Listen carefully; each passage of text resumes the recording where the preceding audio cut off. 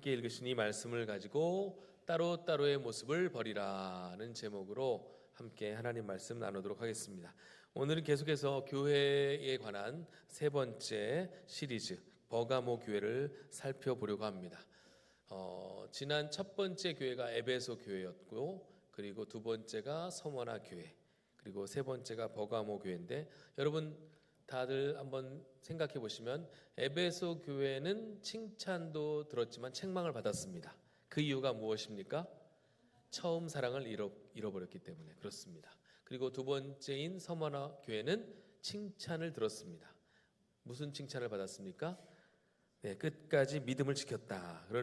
그러면서 주님께서 당부하신 말씀이 끝까지 충성하라, 신실할 것을 말씀하셨죠. 그리고 세 번째, 오늘 버가모 교회입니다.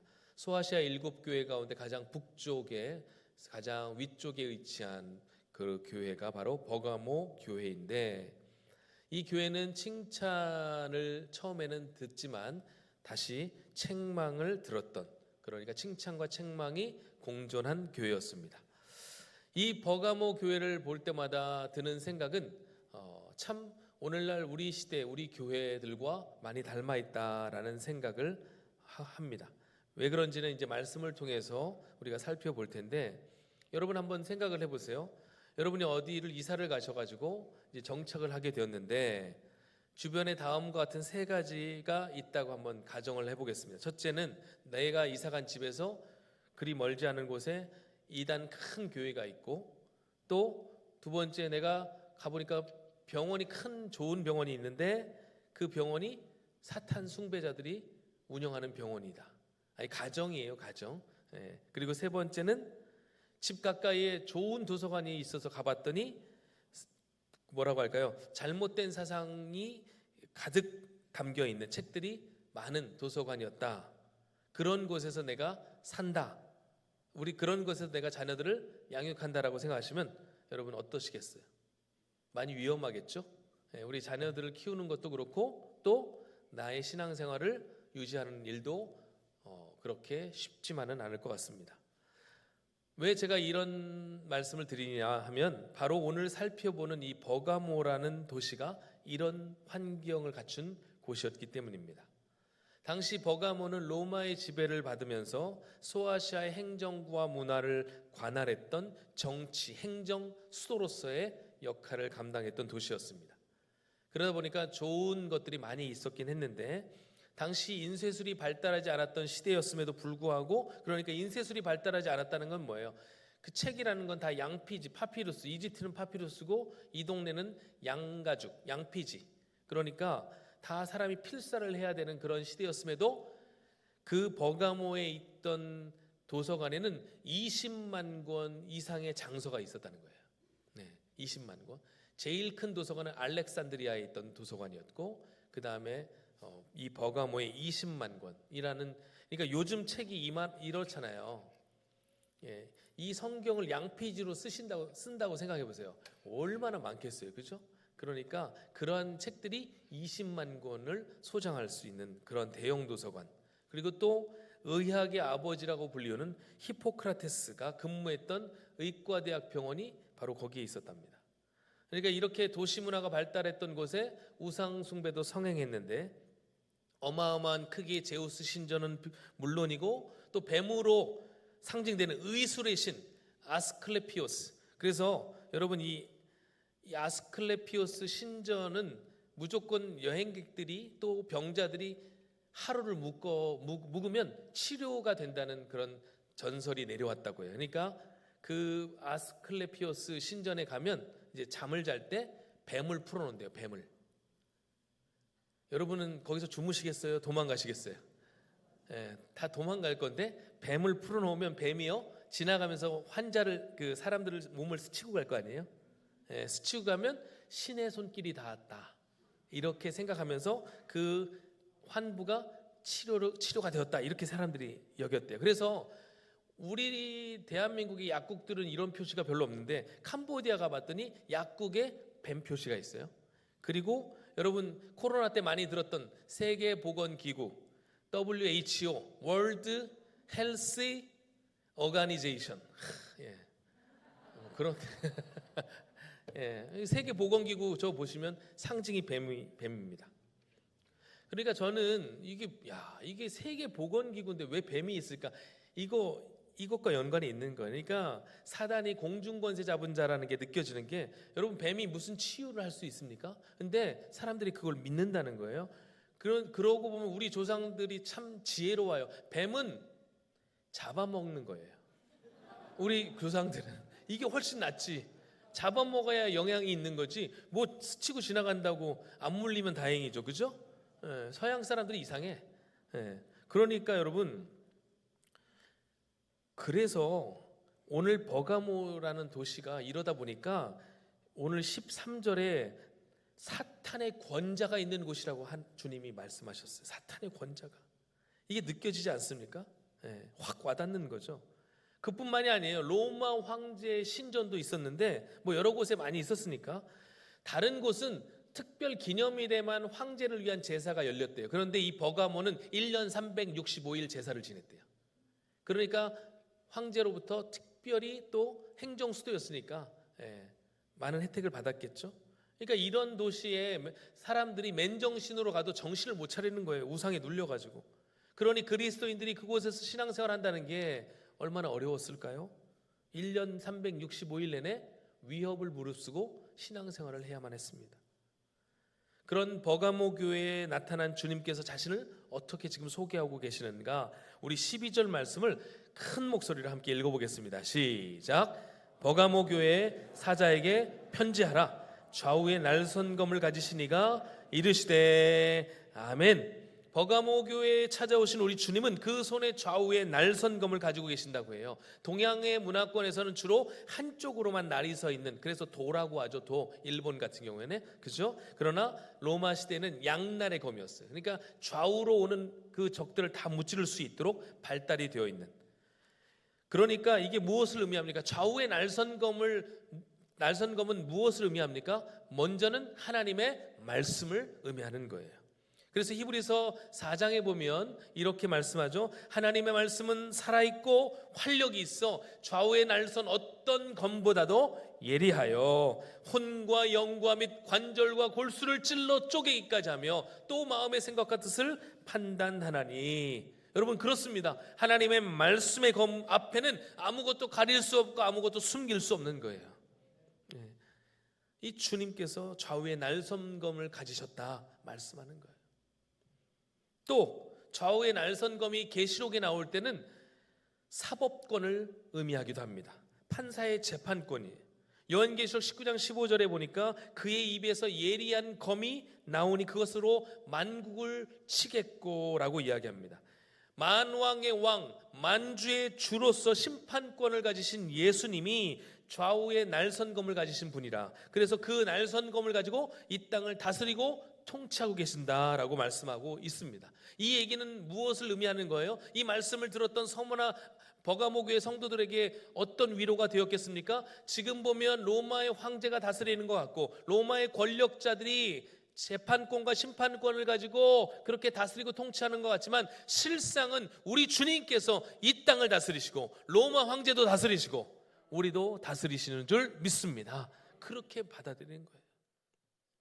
지금은 불경건이 악이 승리하는 것 같아 보이지만 종국에는 하나님의 말씀이, 하나님의 선이 승리하게 될 것이다. 이것을 지금 말씀하고 있는 거예요.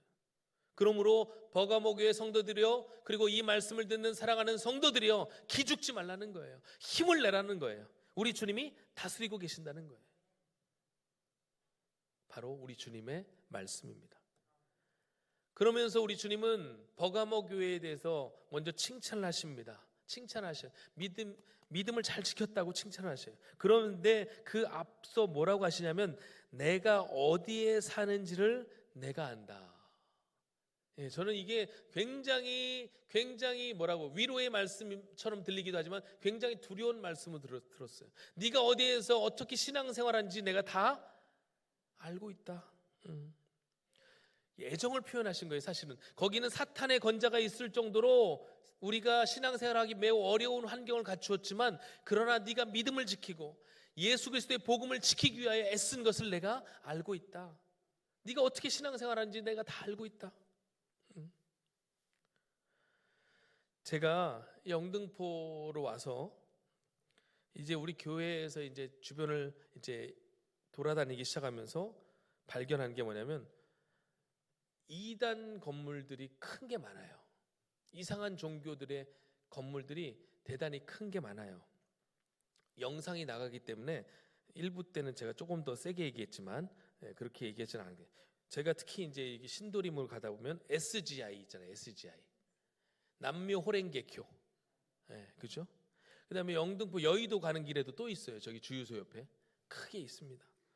이게 왜 이렇게 많은지 몰라요. 저는 다른 지역에서 이 SGI를 본 적도 별로 없는데 영등포에는 큼직큼직한 게 많아요. 우리 교회가 됐으면 좋겠다라는 마음이 들 정도로 좋아 보이는 큰 건물이.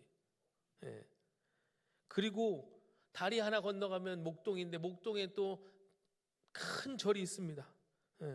이래저래 영적 도전들이 있는 거예요. 여러분, 목동에 사시는 분들, 그리고 목동으로 출퇴근하시는 분들, 볼 일이 있어서 가시는 분들, 그 절을 지나갈 때마다 기도하십시오. 더 이상 얘기하지 않겠습니다. 그러면 이제 신고 들어올 수도 있어서 요즘엔 무식하다고 하니까 그런 얘기를 하지 않겠지만, 어쨌든 여러분, 영적 도전들이 있다는 거예요. 그러나 우리의 주님은 우리가 지금 어디에 사는지, 어디에서 어떻게 신앙생활하는지 다 알고 있다는 거예요. 이곳에서 핑계대지 않고 신실하게 주님을 따르고 주님을 예배하는 저와 여러분을 보고 지키시고 계신다는 것입니다. 사실 교회라는 것은 태생적으로 여러분 세상과 떨어진 곳에 위치하는 것이 아니고 세상 가운데 위치하는, 그렇게 세워진 곳이 바로 교회입니다. 어떻게 보면 필연적으로 우리는 그러므로 악한 영과 대립하도록 하나님께서 우리를 부르신 거예요. 그래서 하나님께서 우리를 부르실 때 그냥 부르신 것이 아닙니다. 권능을 주신 겁니다. 능력을 주신 거예요. 왜냐하면 악한 영과 싸우도록 우리를 부르셨기 때문에. 그래서 우리가 살아가는 이 지역에도 사실은 버가모 교회 같은 환경이라고 해도 과언이 아니라는 거예요. 우리도 살아가는 모든 공간에서 많은 불신자들을 만나게 되고, 심지어 그렇죠? 다른 종교를 가진 사람들도 만나게 되고 이단들도 만나게 되는 거예요. 여러분, 예수 믿는 위정자 몇 사람 잘 뽑아가지고 국가가 확 바뀔 것 같으면 그렇게 하면 좋죠. 그러나 그렇지 않아요. 결국 세상이 바뀌고 세상이 뒤집어지려면 결국 예수 믿는 사람이 많아지는 것밖에 없는 거예요. 그리고 완벽하게 세상이 바뀌려면 어떻게 되는 거예요? 주님이 다시 오시면 되는 것입니다. 그러니까 그러한 세상 속에서 우리가 믿음을 지키고 살아간다는 것이 말처럼 쉽지는 않다는 거예요. 그러므로 우리 주님이 말씀하시는 거예요. 내가 너희가 행하고 있는 모든 일을 내가 보고 있다. 안심하라. 두려워하지 말라. 사실은 예수 믿기 때문에 오히려 어려움을 당하고 고통을 당하는 일들도 때로는 많이 있습니다. 그러나 그것을 지키는 것이 믿음이요 신앙인 줄 믿습니다. 사실 버가모 교회는 이런 믿음이 있었습니다. 이런 믿음을 가진 자들이 많이 있었습니다. 그리고 그 믿음으로 대표되는 한 사람이 있었는데 그 사람이 바로 안디바입니다. 7교회 성도 가운데 유일하게 이름이 언급된 한 사람, 안디바. 이 안디바는요, 예수 그리스도의 이름을 끝까지 붙잡고 끝까지 믿음을 지키다가 순교를 당했는데, 그가 교회 지도자였을 것이라고 이제 학자들은 얘기하는데, 어떻게 순교를 당했느냐? 내려오는 전승에 의하면 이 안디바가 노수로 만든 황소 안에서 불타 죽었다고 하는 거예요. 어떻게 생겼냐면 노수로 만든 황소, 저렇게 생겼는데, 자, 영조가 사도세자를 죽일 때 뒤주 속에 가둬놨잖아요. 그 더운 날. 근데 그 정도가 아니고 저 노수로 만든 황소 밑에 불을 떼웁니다. 거기에 사람을 집어넣는 거예요. 집어넣어가지고 그렇게 거기에서 죽게 만드는 거예요. 얼마나 끔찍해요. 이렇게 믿음을 지키다가 순교한 사람이 버가모 교회 성도였어요. 지도자였습니다. 이런 순교자가 있는 교회가 그러니까 얼마나 믿음이 좋았겠어요. 그러나 이런 순교자를 내고 나름이 믿음에 충만한 교회였음에도 주님은 칭찬도 하셨지만 책망할 것이 두어 가지가 있다라고 말씀하셨습니다. 두어 가지가 있다. 14절 말씀 같이 한번 읽겠습니다. 시작. 그러나 내게 두어 가지 책망할 것이 있나니 거기 내게 발람의 교훈을 지키는 자들이 있도다. 발람이 발락을 가르쳐 이스라엘 자손 앞에 걸림돌을 놓아 우상의 제물을 먹게 하였고 또 행음하게 하였느니라. 아멘. 먼저 교회 안에 발람의 교훈을 지키는 자들이 있었다. 그리고 15절에는 니골라당의 교훈을 지키는 자들이 있었다. 사실 이 둘은 같은 것이라고 생각하시면 되겠습니다. 발람의 교훈을 지켰다라는 것은 여러분 다 발람 사건 아시죠? 이스라엘 구약의 이스라엘 민수기에 나오는 사건인데, 모압 왕 발락이 가만 보니까 이스라엘이 너무 잘 되고 있거든요. 그래서 이들을 한번 눌러줘야 되겠는데 자기가 무력으로 하기는 좀 그러니까 거짓 선지자 한 사람을 초청해서 저주를 하도록 사주를 합니다. 그 선지자가 발람이에요. 이 발람이 그러니까 사주를 받아서 이스라엘 백성들을 향해 저주를 선포하려고 하는데 하나님이 막으시는 거예요. 한 번 막으시고 두 번 막으시고 세 번 막으시는 거예요. 안 되는 거예요, 저주가. 여러분, 제가 이걸 보면서 하나님이 복을 주시면 어떤 것도 막을 수 없는 겁니다. 사람이 방해할 수도 없고요, 또 사탄이 막을 수 없습니다. 저 여러분에게는 이미 사탄이 빼앗을 수 없는 영원한 복이 우리에게 주어진 줄 믿습니다. 여러분, 그렇습니다. 성도란 그런 존재인 거예요. 사탄이 방해는 해도 빼앗을 수는 없는 겁니다. 그러니까 이렇게 막 사주를 했는데 안 돼. 그러니까 어떻게 해요? 사탄이 참 교활한 게, 그러면 멈춰야 되는 게 돌아갔다가 일단 다른 방법을 이제 사용하는 거예요. 교활하죠? 작전을 바꿔요. 어떻게 합니까? 저주를 하지 않고 잔치를 베풀어서 사람들을 꼬드기는 거예요. 이스라엘 백성들이 잔치집으로 초청되는 것처럼.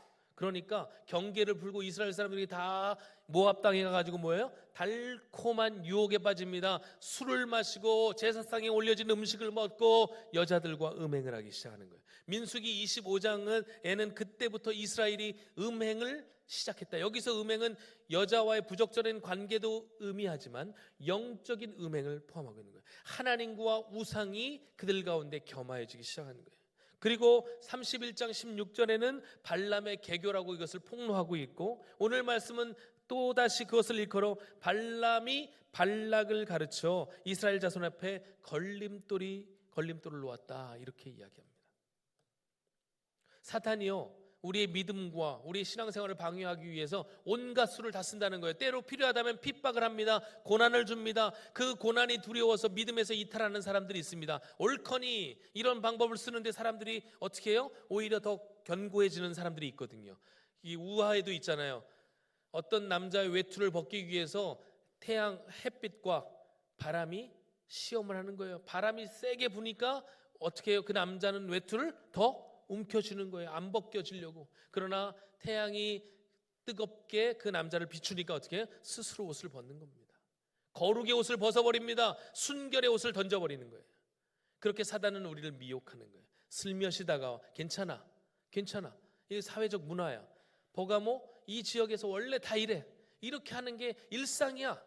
이렇게 믿는 사람들에게 설설 핍박에도 견뎠던 버가모가 그렇게 사단의 부드러운 은밀한 속삭임에 하나 둘씩 넘어가기 시작하는 거예요. 니골라당의 그 교훈, 앞서 그 에베소 교회를 흔들었던 니골라당은 영지주의라고 그랬잖아요. 이게 맥을 같이 하는 게 뭐예요? 영지주의는 뭐예요? 영은 선하고 육은 악하다. 그 얘기는 뭐예요? 영은 우리가 구원받았는데 육은 그러니까 아무렇게나 사용해도 된다. 그러니까 음란을 저질러든지 뭐 거짓말을 하든지 도둑질하든지 우리의 육이 영혼의 구원과는 하등 상관이 없으니 육은 마음대로 놀려라. 이게 얼마나 듣기 좋은 소리예요. 마음대로 살아도 된다. 술 마셔도 되고 다 해도 돼. 구원과 상관없어. 이런 거짓 복음이 버가모 교회에 침투했는데 이거를 처음부터 딱 막아냈어야 되는데 그러지 못한 거예요.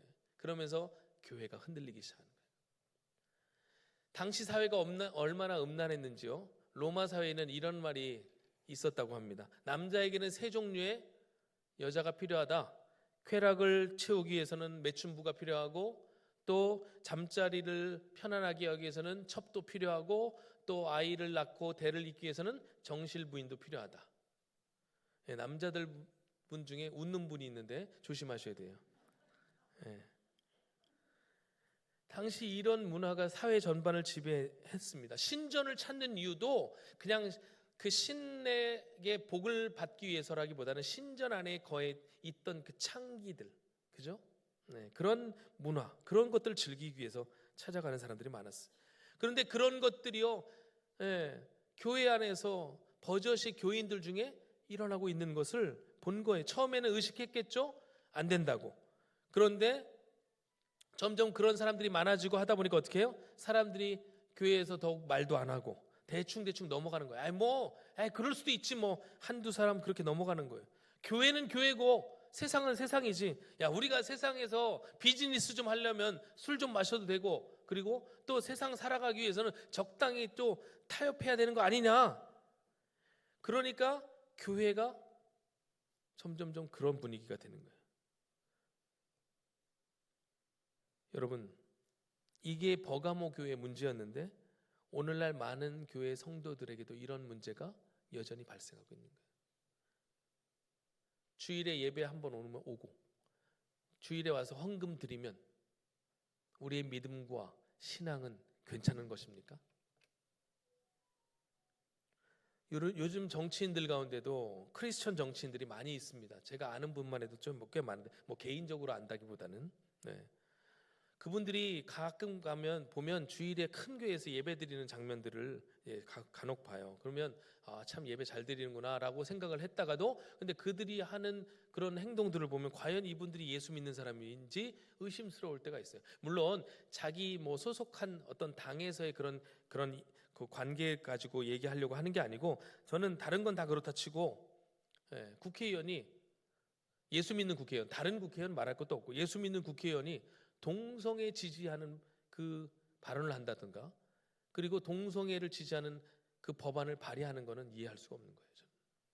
다른 건 모르겠어요. 다른 거는 뭐 정치적인 뭐 그런 관계라고 하고 다 떠나서 다른 건 뭐 제가 판단할 것도 아니고, 동성애를 옹호하고 지지하고, 성경이 분명히 죄라고 말하고 있는 것을 허용한다는 것 자체가 저는 그분이 과연 신앙 양심이 있는 분인가, 제대로 믿음 생활하는 분인지 이해가 되지 않을 때가 있어요. 아무리 요즘에 다양화된 사회에서 포용을 하고 관용 정책을 베푸는 거 좋습니다. 그러나 예수 믿는 사람으로 넘지 말아야 할 선이 있다는 거예요. 우리 믿는 사람들도 마찬가지예요. 여러분, 선을 넘는 행위를 장난 삼아서도 하셔는 안 돼요.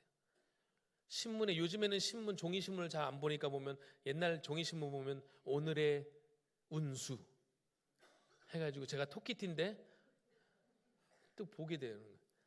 장난이라도 여러분 그렇게 하시면 안 돼요. 점 보러 가시거나, 요즘에 대학생들 가끔 학교 앞에 타로점, 장난이라도 하시면 안 되는 거예요. 우리 하나님이 가장 미워하시는 게 뭔지 아세요? 선 넘는 거예요. 선 넘는 거. 구약 시대에 철저하게 죄인이었던 인간이 하나님께 나오는 방식이 왜 이렇게 복잡하고 까다롭게 만들어 놓는지 아세요? 그게 선을 지키라는 거였어요. 선을. 하나님께 나오기 위한 선이 있다는 거예요. 인간이 죄를 어떻게 범하게 되었습니까? 선악과 사건이 뭐예요? 결국 선 넘은 사건이에요. 하나님 돼보겠다고, 인간이 하나님 자리에 올라보겠다고 선을 넘은 사건이 선악과 사건이에요. 물론 신약 시대에 와서 우리 주님께서 막힌 담을 허시고 하나님과의 관계를 회복시키셔서 하나님이 친밀하신 사랑하신 하나님이 되었지만, 여러분 요즘엔 너무 그 사랑의 하나님을 강조하다 보니까 선을 넘는 사람들이 많아요. 그리고 선을 넘는 설교도 많아요. 아무리 부모와 자식이 친밀해도 부모와 자식 사이에는 지켜야 할 선이 있는 겁니다. 여러분, 제 말이 맞아요? 틀려요? 왜 동의 안 하시는 분들은 인정 안 하시는 거예요? 아니, 생각해보세요. 부모와 자식이 아무리 친하고 아무리 허물이 없어도 부모와 자식 사이에는 지켜야 할 선이 있습니다. 그렇죠? 이게 무너지면 가정의 질서가 깨지는 거예요. 마찬가지로 학교와 학생, 학교와 학부모 사이에도 지켜야 할 선이 있습니다. 이게 무너지니까 요즘 초등학교 1학년 교사가 제일 중노동에 시달린대요. 그래가지고 예전에는 초등학교 고학년 담임 맡으면 인사고과가 올라갔는데, 요즘에는 거꾸로 1학년 맡으면 인사고과가 1등이래요. 왜냐면 그만큼 어려우니까. 학부모들 민원도 많고 애들이 선을 못 지키고 선생님에 대한 학부모 선도 못 지키니까. 그런데 보세요, 여러분. 가만 보니까 제가 이게 보니까 에베소 교회가 왜 처음 사랑을 잃어버리냐면 너무 선을 따지다가 사랑을 잃어버렸거든요. 근데 지금 이 버가모 교회는 선이 없어도 너무 없어가지고 교회가 주님께 책망을 들은 거예요. 이 선이 무너지니까 주님이 뭐라고 하시는 거예요? 회개하라는 거예요. 회개하라는 거예요. 여러분, 이것은 버가모 교회를 향한 주님의 외침이시기도 하지만 우리를 향한 외침이기도 한 겁니다. 우리가 회개해야 될 것 무엇입니까? 우리는 무엇을 회개해야 되겠습니까?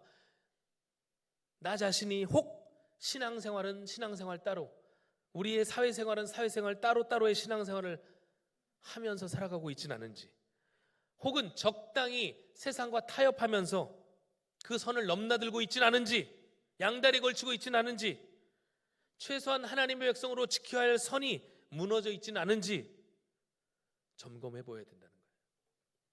여러분, 크리스찬의 성도의 삶의 목표는 분명합니다. 이 세상 사람들처럼 잘 먹고 잘 사는 게 우리의 목표가 되어서는 안 됩니다. 우리의 삶의 목표는 오직 하나, 하나님을 닮는 거룩함입니다. 그것을 위해서 싸우는 거예요.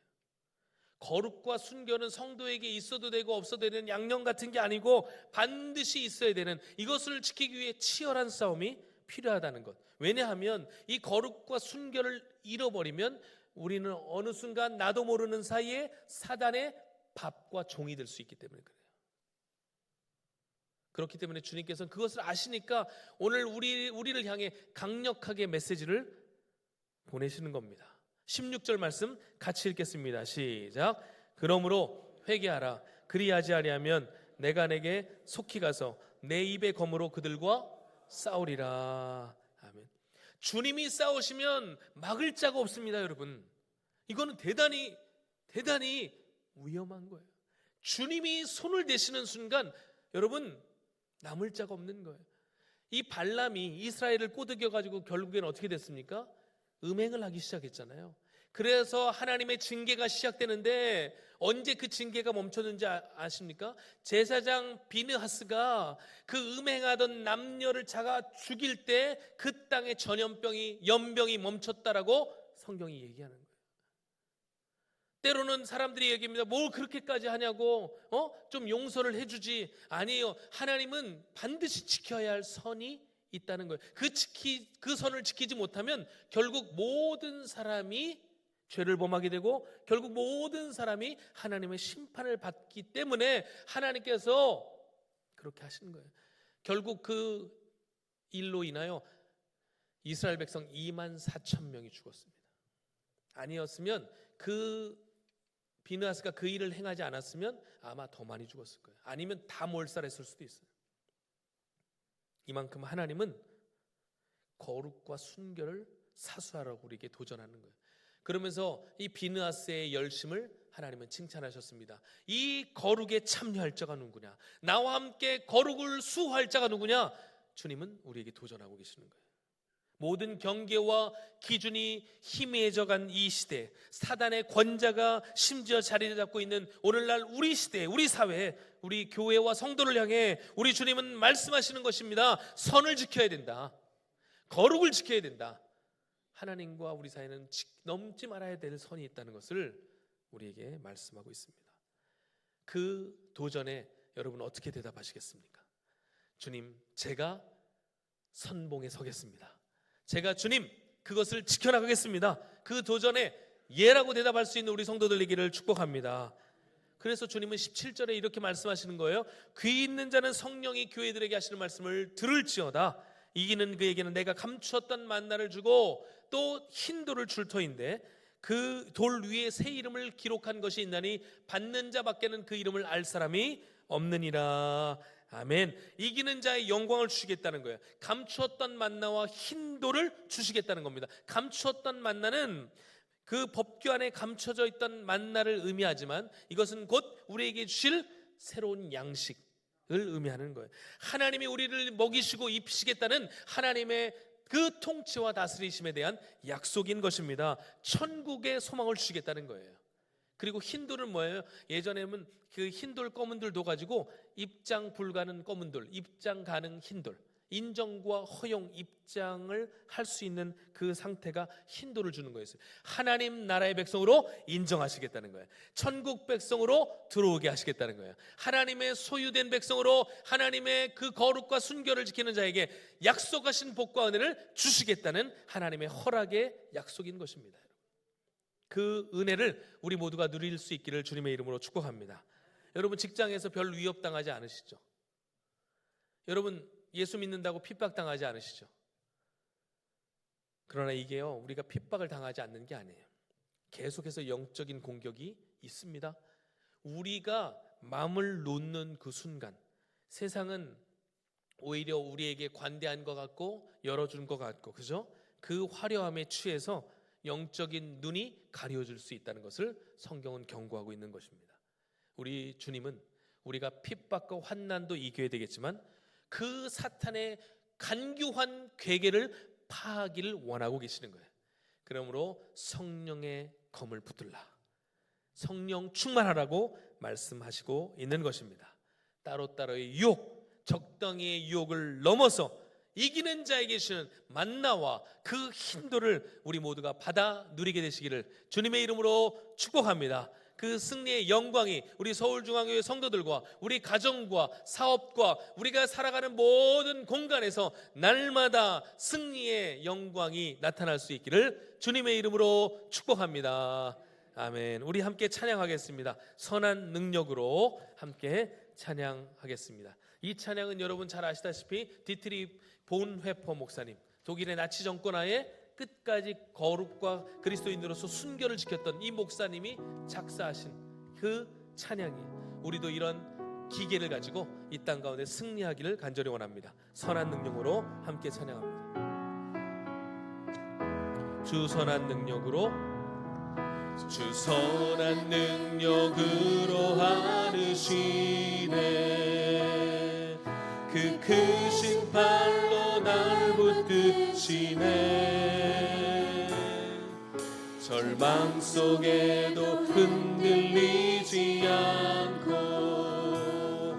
사랑하는 주 얼굴 다시 한번 주 선한 능력으로 안으시네. 주 선한 능력으로 안으시네. 그 크신 팔로 날 붙드시네. 절망 속에도 흔들리지 않고 사랑하는 주 얼굴 선한 능력으로 일어서리. 선한 능력으로 일어서리. 주만 의지하니 믿음으로 우리 고뇌 안에 주 오실 그날 영광의 새날을 선한 능력으로 일어서리. 선한 능력으로 일어서리. 주만 의지하니 믿음으로 우리 고뇌 안에 주 오실 그날 영광의 새날을 우리 2절 같이 다시 한번 고백하며 이전의 괴로움, 이전의 괴로움 날 헤워싸고 고난의 길을 걷는다 해도 주님께 모두 맡긴 우리 영혼 끝내 승리의 날. 우리 3절 다시 고백합니다. 주님이 하신 고난의 쓴 자는 주님이 마신 고난의 쓴 자를 우리도 감사하며 받으리. 주님의 남은 고난 채워가며 예수와